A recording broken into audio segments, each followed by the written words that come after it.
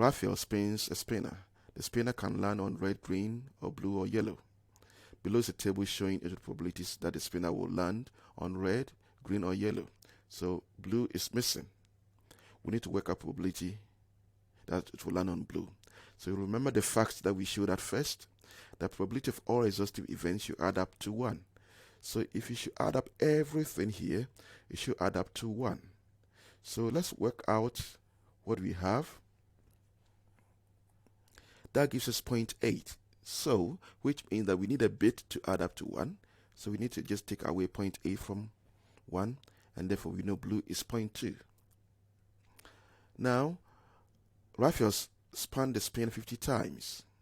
Work out how many times it will land on green. Now, we know probability that it will land on green is 0.3. So we need to multiply 0.3 by the number of trials, which is 50 times. And that will give us 15. So it will land, we expect it to land on green 15 times.